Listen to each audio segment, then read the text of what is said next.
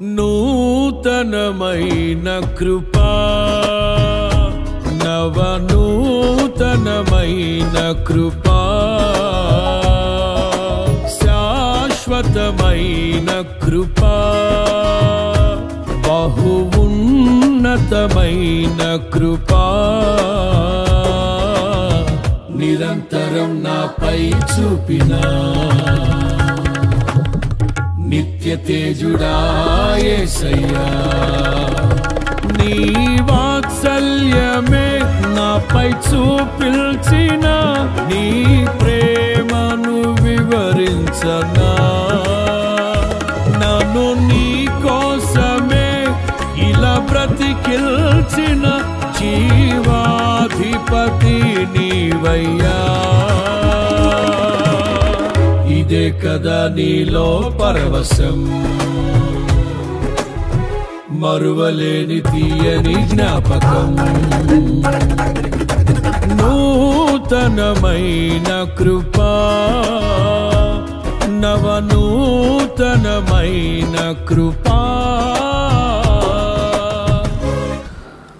మన ప్రభు అయినటువంటి యేసుక్రీస్తు వారి పరిశుద్ధమైన నామంలో తండ్రి అయిన దేవాది దేవునికి నిత్యము స్తుతియు స్తోత్రములు, మహిమయు ఘనతయు ప్రభావములు యుగయుగములు ప్రభునకే చెల్లునుగాక.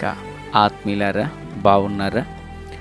దేవుని మహాకృపను బట్టి మరో పర్యాయం మనం ఇలా కలిసి దేవుని వాక్యాన్ని ధ్యానం చేయుటకు దేవుడు మనకు అనుగ్రహించిన ఈ మంచి తరుణమును బట్టి మనం ప్రభువుని ఎంతగానో స్తుతించి బద్దులమునై ఉన్నాం.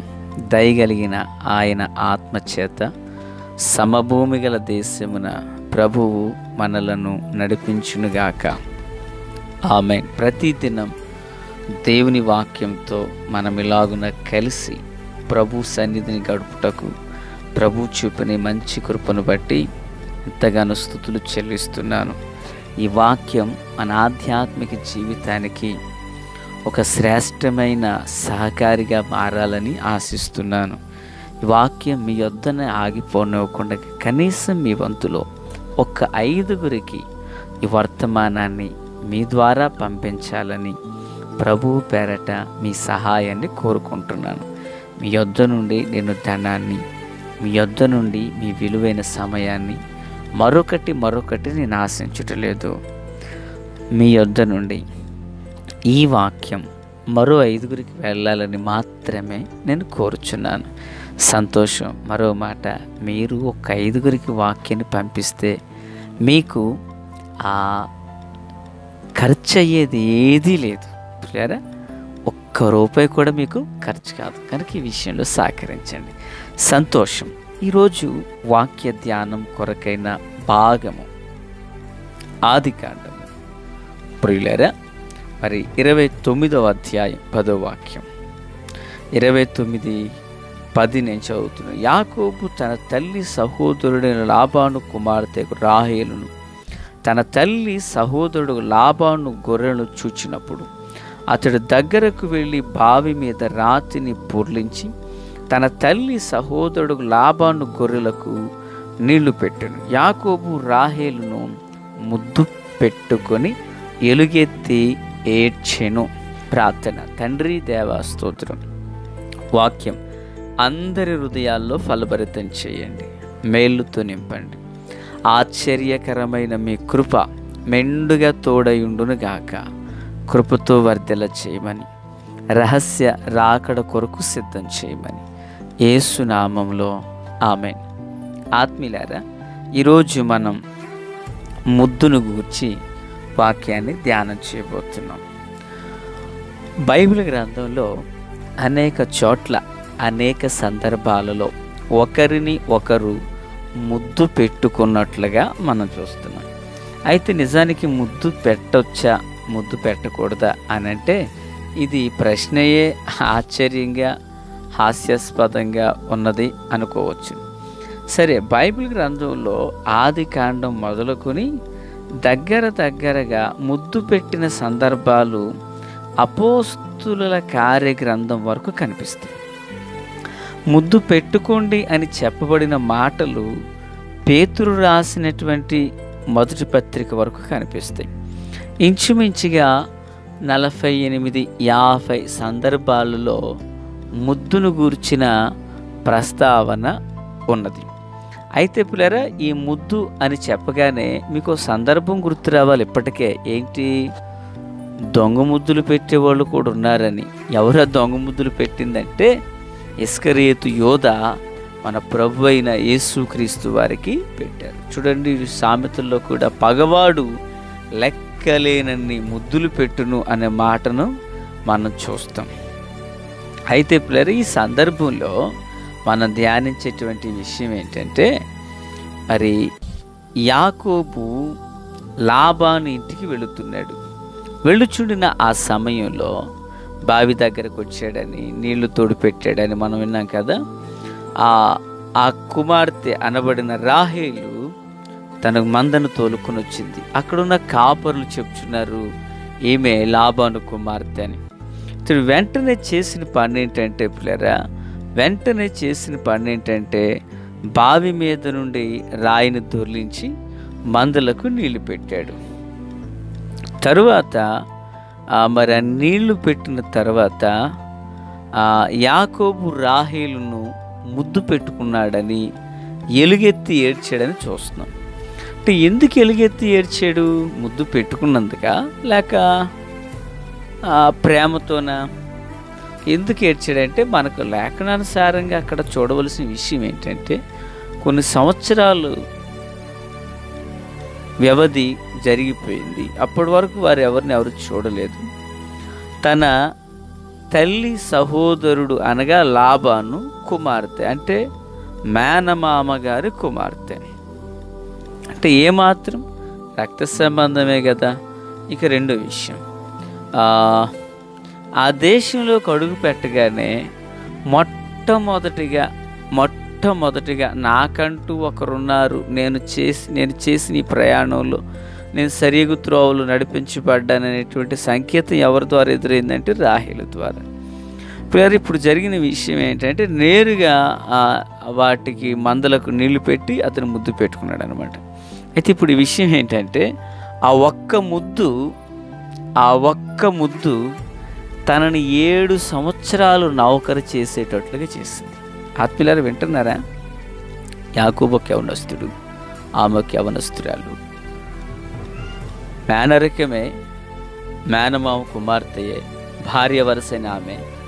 కానీ ఒక్క ముద్దు తనని 7 సంవత్సరాలు నౌకరు చేసేటట్లుగా చేసింది. ఏంటా కారణం అంటే, పిల్లరా, ఈ లోపు లాబాను వచ్చాడు. లాబాను మాట్లాడుకున్నారు, ఇంటికి తీసుకువెళ్ళారు. నా చెల్లెలు కొడుకు నువ్వు, నా ఎముక, నా బంధం అన్నాడు. బాగుంది పిల్లరా. నెల రోజులు మంచిగానే, ఒకరోజు చికెన్, ఒకరోజు మటన్, ఒకరోజు బిర్యానీ, మొత్తానికి నెల రోజులు బాగా అని చూశాడు. నెల రోజులు అయిన తర్వాత అంటాడు, ఎంత మాత్రం నువ్వు నా ఎముక, నా మాంసం అయినంత మాత్రాన నువ్వు ఊరికనే ఉంటావా నా దగ్గర? కాస్త గొర్రెలు మేపు అన్నాడు. మేపుతానన్నాడు. సరే, ఏం కావాలని అడిగాడు. నెల రోజుల్లో ప్రియులారా, ఈ యాకోబయ్య బాగా పేకల లోతు ప్రేమలు ఇరుక్కుపోయాడు. పేకల లోతులోకి ప్రేమలు ఇరుక్కుపోయి, నీకు జీతం ఏం కావాలంటే, మా అమ్మని నాన్నని విడిచొచ్చాను, వాళ్ళు వృద్ధాప్యంలో ఉన్నారు, వాళ్ళకి ఏమన్నా డబ్బులు అవసరం అవుతాయి, అవసాన కాలంలో నేను తోడ్పడాలి కదా అని అంటలేదు. ఈయన ఏం చేస్తాడో తెలుసా? మీ అమ్మాయిని ఇస్తే నేను నీకు నౌకరు చేస్తా, నా నౌకరుకి జీతంగా మీ అమ్మాయి నువ్వు, దాని కొరకే 7 సంవత్సరాలు నౌకరు చేస్తానన్నాడు. అంటే ఒక్క ముద్దు ఎక్కడి దాకా తీసుకెళ్ళిందో చూసారా ప్రియులారా? నేను ఎలా అనుకుంటున్నాను, అదే గొర్రెల మందలు మేపుకుంటూ లాబాను వచ్చినట్లయితే బహుశా యాకోబు గారికి ఈ మాట అనొచ్చలేదు, ఈ గతి పట్టేది కాదేమో. లాబాను తర్వాత వచ్చి ముద్దు పెట్టుకున్నాడు. ఎవరిని? యాకోబుని. ఆ ముద్ద ఏం చేసిందంటే ఇంకొక 7 సంవత్సరాలకు నడిపించింది. అంటే రాహేలు కోసం 7 సంవత్సరాలు యాకోబు నౌకరు చేశాడు. ప్రియులారా, ఇతడు నా ఎముక నా మాంసం అని చెప్పి మొత్తానికి నౌకరు చేయించుకుని రాహేలును గాక లేయనిచ్చి వివాహం చేశాడు. మొత్తం 14 సంవత్సరాలు యాకోబు జీవితాన్ని వెనక్కి నడిపేసింది ఒక్క ముద్దు. ఏదో అంటారు కదండి, ఒక ఐడియా జీవితాన్ని మార్చేస్తుంది అంటారు. అది మార్చిందో లేదో తెలియదు, కానీ ఒక్క ముద్దు యాకోబు జీవితాన్ని మార్చేసింది. ఎందుకు మార్చిందంటే, యాకోబు తండ్రి ఎవరు? ఇస్సాకు. ఆదికాండం 26:12 ప్రకారంగా ఇస్సాకు విత్తనాన్ని వేసి 100 అంతల ఫలాన్ని పొందినోడు.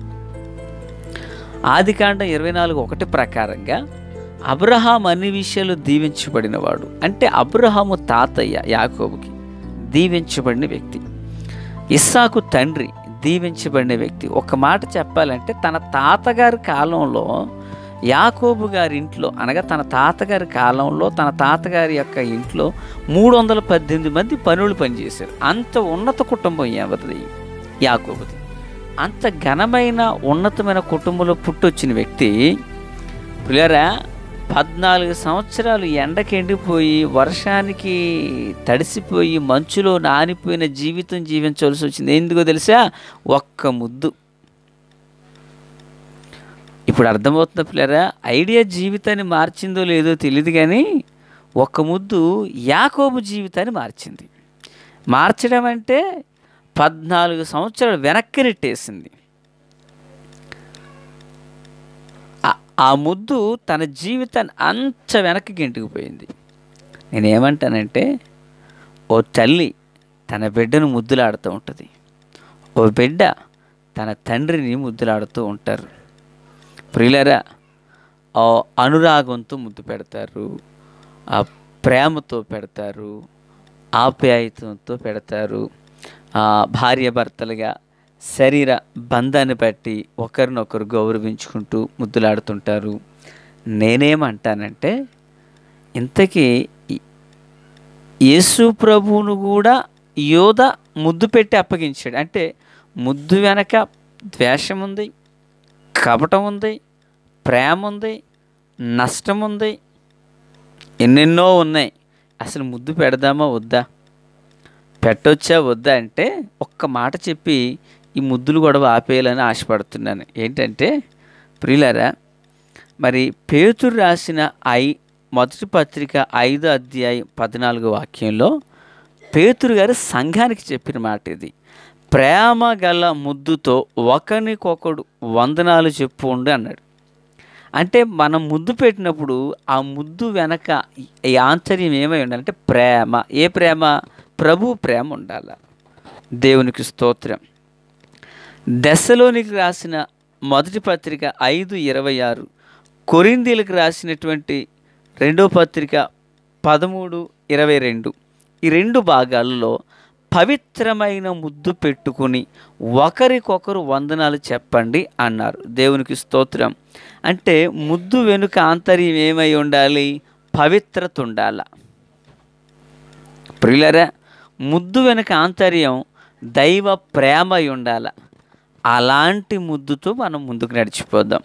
యాకోబులాగా తొందరపడి ముద్దు పెట్టి 14 ఏళ్ళు వెనక్కి వెళ్ళకుండగా, పిల్లరా మరి యోధా లాంటి కపట ముద్దు పెట్టి మరొకరిని బందీలు చేయకుండగా, పవిత్రత ప్రేమ రెండింటిని ఆధారం చేసుకుని ప్రభు కృపకు సాగిపోదుము గాక. ఆమేన్. తండ్రి దేవా స్తోత్రం. వాక్యం అందరి హృదయాల్లో ఫలభరితం చేయండి, మేలుతో నింపండి. యేసు నామమున అయా మీ వాక్యపు సారాంశాన్ని మేము గ్రహించిన వారమే పవిత్రమైన ప్రేమగల ముద్దుతో మీ నిత్య రాజ్యమునకు సాగిపోయే భాగ్యం ఇవ్వండి. ఆమేన్.